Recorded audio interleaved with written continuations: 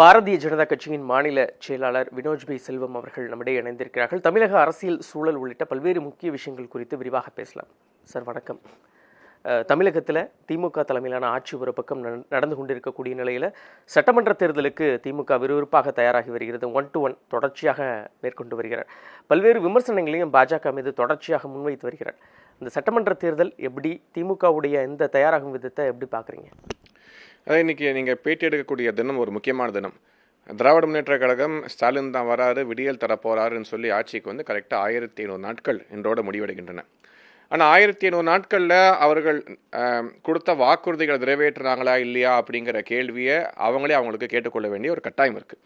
இன்றைக்கி வந்து பரபரப்பாக நிறைய மீட்டிங்கு, ஒரே அணியில் தமிழகம் அப்படின்னு சொல்லி நிறைய கேம்பெயின்லாம் வந்து அவங்க சோஷியல் மீடியா டீமை வச்சு பேஸ் பண்ணி பண்ணுறாங்க. ஆனால் மக்களோட பல்ஸை வந்து அவங்க புரிஞ்சுக்கல அப்படிங்கிறத இல்லைன்னு தெரிய வருகிறது. ஏன்னா மக்களுக்கு அவர்கள் கொடுத்த வாக்குறுதிகள், அடிப்படையான வாக்குறுதிகள் ஒன்றுமே கிடையாது. நீங்கள் பார்த்தீங்கன்னா பாவலோட விலை 2021 இன்றைக்கி வரைக்கும் எந்த அளவுக்கு விலை ஏறி இருக்குது. மின்சார விலையை நீங்கள் குறைப்பேன்னு சொன்னீங்க, ஆனால் வந்ததுலேருந்து கரண்ட் பில் வந்து முன்னாடி வந்து கரண்ட் தொட்டாலும் ஷாக் அடிக்கும். இப்போ கரண்ட் பில்லை பார்த்தாலே ஷாக் அடிக்கிற அளவுக்கு கரண்ட் பில் விலையை ஏற்றிட்டீங்க. சமூக ரீதிங்கிற பேரில் வந்து ஓசி பஸ் கிண்டல் பண்ணுறீங்க. பல்வேறு விமர்சனங்களை வந்து குறிப்பாக பெண்கள் மீதெல்லாம் முன்வைத்து இன்றைக்கி வந்து யாருமே ஒரு சந்தோஷமான சூழ்நிலையில் இல்லை. அப்படி இருக்கும் பொழுது நீங்கள் வந்து நிறைய பேக் ஹேண்ட் ஒர்க் பண்ணி பூசி மூழ்கி எலெக்ஷனை ஃபேஸ் பண்ணுறதுக்கு திமுக ரெடியாகிட்டு இருக்காங்க. அதே சமயத்தில் பாஜக பார்த்தீங்கன்னா வருகின்ற ஜூலை 6ஆம் தேதி கூட ஒரு பெரிய அளவில் எங்கள் மாநில தலைவர் திரு நயினா நாகேந்திரன் அவர்கள் தலைமையிலே கிளை அளவில் உள்ள நபர்களை வந்து தயார் செய்து தேர்தலை சந்திப்பதற்கான முயற்சிகள் ஈடுபட்டு அதற்கான ஒரு பெரிய கூட்டமாக நடைபெற இருக்கிறது. பூத் ஏஜென்ட்ஸ் எல்லாம் சந்திக்க ஆரம்பிக்க போகிறாங்க. சுற்றுப்பயணம் வந்து மேற்கொள்ள இருக்கிறார். எங்கள் கூட்டணி கட்சியின் தலைவர் திரு எடப்பாடி பழனிசாமி அவர்கள் ஜூலை 7 அவர் சுற்றுப்பயணம் அவர் மேற்கொள்ள போகிறார். ஸோ இவங்களாம் வந்து தலைவர்கள்லாம் மக்களை நேரடியாக சென்று களத்தில் வந்து அந்த ஊர்களுக்கு சென்று சந்திக்க ஆரம்பித்திருக்கிறார்கள். ஏற்கனவே சென்ற முறை தேர்தலுக்கு முன்பாக எண் மக்கள் பயணத்தை வந்து திரு அண்ணாமலை மேற்கொள்ளும் பொழுது ஒரு மிகப்பெரிய ஒரு மாற்றம் வந்து அரசியல் ஏற்பட்டுச்சு.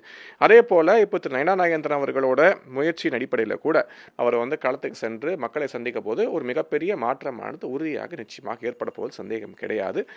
ஒரு மிகப்பெரிய தாக்கத்தை ஏற்படுத்தி 2024 தேசிய ஜனநாயக கூட்டணி ஒரு மிகப்பெரிய வெற்றியை பெறப்போவதில் சந்தேகம் கிடையாது. கூட்டணி அமைந்ததிலிருந்தே திமுக தொடர்ச்சியாக இந்த கூட்டணிகளை, திமுகவும் இருக்கட்டும் அதனுடைய கூட்டணி கட்சிகளாக இருக்கட்டும் காங்கிரஸ் உள்ளிட்ட முக்கிய கட்சிகள் விமர்சனம் பண்ணிக்கிட்டே இருக்கு. இந்த கூட்டணி வந்து தேர்தல் வரைக்கும் சரியாக இருக்குமா, கூட்டணி நிலைக்காதுன்னு சொல்லிட்டு அவங்க ஒரு கருத்தை தினமும் சொல்லிட்டு இருக்காங்க. சரி, இந்த கூட்டணி அமைந்ததுலேருந்து அதிகமாக மூக்கு வேர்க்க ஆரம்பித்தது திமுகவும் திமுக கூட்டணி கட்சிகளுக்கும் தான். குறிப்பாக ஜூன் 22 இந்த முருக பக்தர் மாநாடுக்கு அப்புறம் குளிர்காய்ச்சலே வந்துருச்சு இந்த எதிர்கட்சிகளுக்கெல்லாம். யாருமே எதிர்பார்க்காத, அதாவது ஒரு பைசா பணம் கொடுக்காம ஒரு கூடிய கூட்டம், அதாவது இது வந்து ஆன்மீக மண் இல்லை அப்படின்னு சொன்னவர்கள் மத்தியிலே தமிழகம் எப்போதும் ஆன்மீகத்தின் பக்கம்தான். குறிப்பாக இந்து மதத்தை தொடர்ச்சியாக சீண்டி விமர்சனம் செய்து ஒரு ஃபோட்டோ எடுக்கக்கூட விபூதியை அழிக்கக்கூடிய நபர்கள் இருக்கக்கூடிய கூட்டணிக்கு எங்கள் ஆதரவு கிடையாது என்பதை மக்கள் தெரிவிக்கும் விதமாக தான் அந்த கூட்டத்துக்கு, அந்த மாநாடுக்கு மக்கள் கூட்டமாக அலைமோதி வந்தார்கள். 7 மணிக்கு சாயந்தரம்லாம் பார்த்தீங்கன்னா மாநாடு முடியறதுக்கு 1 மணி நேரத்துக்கு முன்னாடி ஒரு 10,000 பேர் மாநாடு நோக்கி வந்துட்டு இருக்காங்க. உள்ள ரீச் பண்ண முடியாத அளவுக்கு கூட்டம், கட்டுக்கடங்காத அந்த கூட்டம் வந்து அந்த மாநாடுக்கு வந்து வந்திருக்காங்க. ஸோ இதெல்லாம் வைத்து பார்க்கும் பொழுது இந்த கூட்டணியின் பலம், மக்கள் மத்தியில் இந்த கூட்டணிக்கு இருக்கக்கூடிய செல்வாக்கு என்பது உறுதியாகி கொண்டிருக்கிறது. இன்னும் தேர்தல் நெருங்க பல கட்சிகள் இந்த தேசிய ஜனநாயக கூட்டணி நோக்கி படையெடுத்து வரப்போகிறார்கள். அதே போல திமுக கூட்டணி நிச்சயமாக இன்னைக்கு வந்து முன்னாடி இருந்த பலம் இன்னைக்கு கிடையாது. 2021 எல்லா கட்சிக்கும் ஆட்சிக்கு வரணும்னு ஒரு ஆசை இருந்துச்சு, ஒரு வேகம் இருந்தது.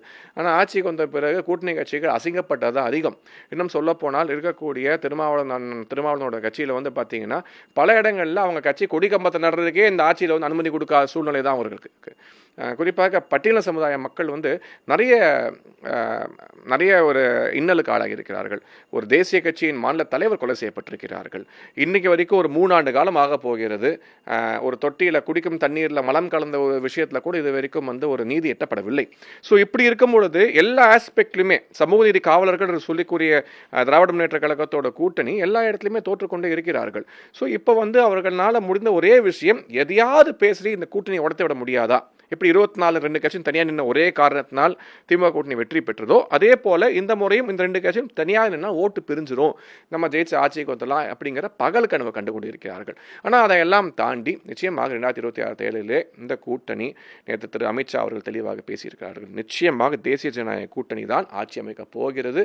அதற்கான வேலைகள் தொடர்ச்சியாக நடைபெற்றுக் கொண்டிருக்கிறது. மக்கள் ஆதரவோடு ஒரு மிக வலிமையான கூட்டணி வந்து கூட்டணி ஆட்சியானது நிச்சயமாக அமைய போகிறது. முருகன் மாநாடு நடைபெற்றது கூட உங்க கூட்டணி கூட்டணியில் ஒரு பக்கம் அதிமுக இருக்குது, அண்ணா பெரியார் விமர்சனம் நேரடியாக அவங்களே கடுமையாக எதிர்ப்பு தெரிவிச்சிருக்காங்க.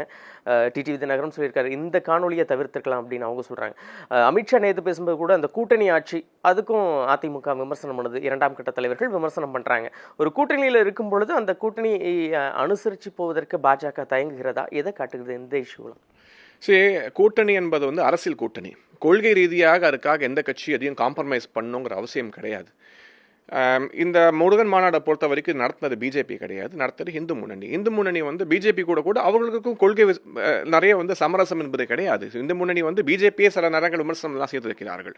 ஸோ அப்படி இருக்கும் பொழுது பிஜேபி போயிட்டு நீங்கள் இதை வந்து டெலிகாஸ்ட் பண்ணி இதை பண்ணாதீங்கன்னு சொல்கிற ஒரு சூழ்நிலையில் கிடையாது.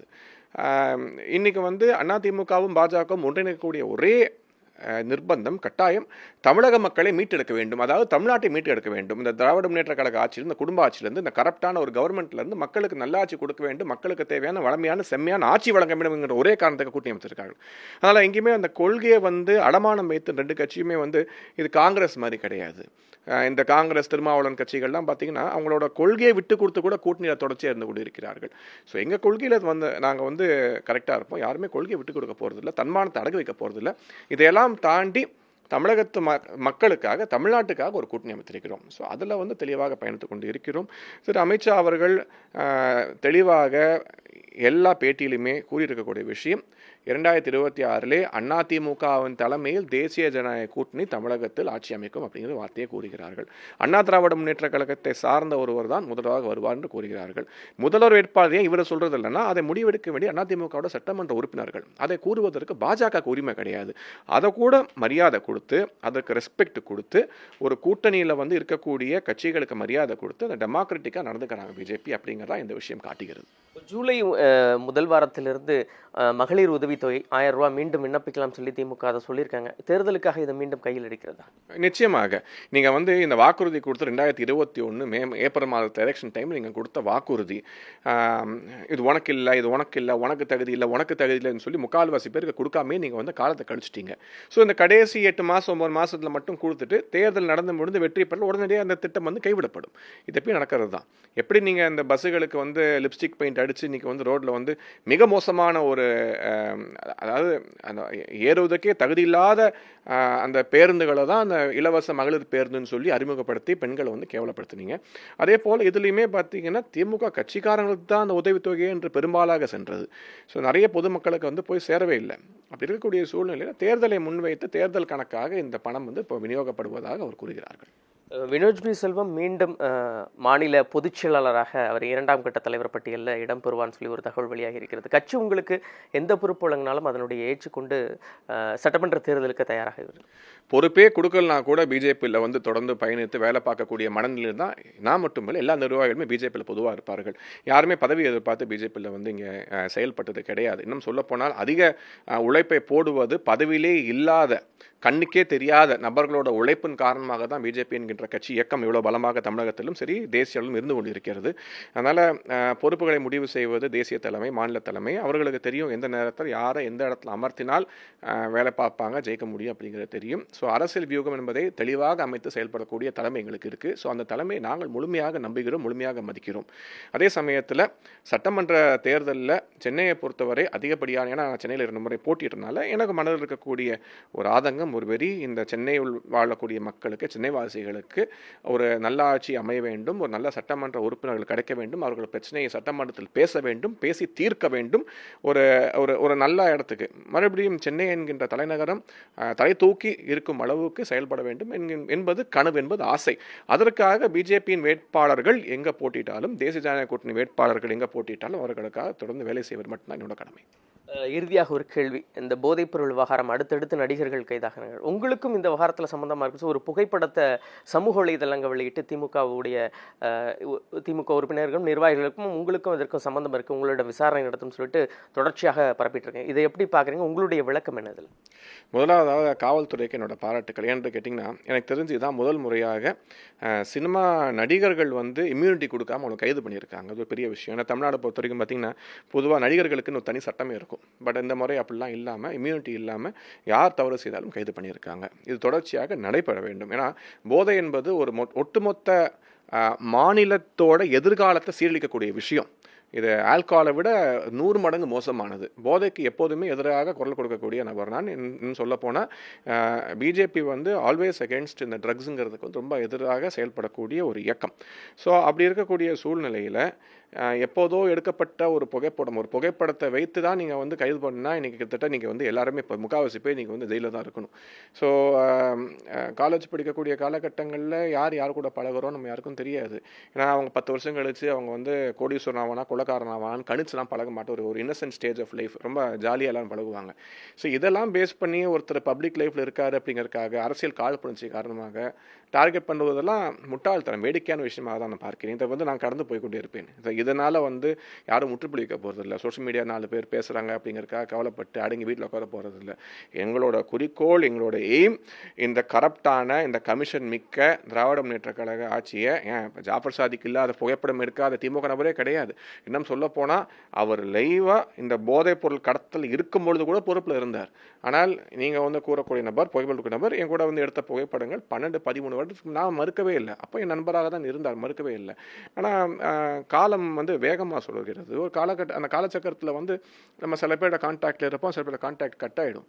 அன்ஃபார்ச்சுனேட்டாக அந்த கான்டாக்ட் வந்து கட் ஆகாமல் இருந்திருந்தால் ஒரு வேளை அவரை கூட நாங்கள் காப்பாற்றி இருக்கலாம், இந்த மாதிரி தவறான பாதையில் போகாமல். ஆனால் காப்பாற்ற முடியல, நீங்கள் தவறான பாதையில் சென்று விட்டார். இதை வந்து ஆனால் இதோட ரூட் காஸ் எங்கேருந்து இந்த போதைப்பொருள் தமிழகத்துக்குள்ளே வருது, எப்படி விற்பனை செய்யப்படுகிறது என்பதையும் நிச்சயமாக காவல்துறை கண்டிருந்து இதில் சம்பந்தப்பட்ட அனைவருக்கும் கடுமையான தண்டனை. ஏன்னா அடுத்த தலைமுறை என்பது இன்னைக்கு பள்ளி மாணவர்கள் வரைக்கும் பாதிக்கப்படுகிறார்கள். ரொம்ப ஈஸிலி அவைலபிள் ஆயிடுச்சு. ஆனால் இப்போ வந்து இந்த காவல்துறை வந்து இந்த கண்காணிப்பானது மிக சிறப்பாக இருக்கிறது. இந்த சிறப்பான கண்காணிப்பின் மூலமாக இதில் சம்பந்தப்பட்ட அனைவரும் தண்டிக்கப்பட வேண்டும் என்பதை என்னோட கோரிக்கையாக நினைக்கிறேன். நன்றி உங்களுடைய விரிவான பதில். புதிய தலைமுறைக்காக ஒளிப்பதிவாளர் இர்ஃபானுடன் செய்தியாளர் விக்னேஷ் முத்து.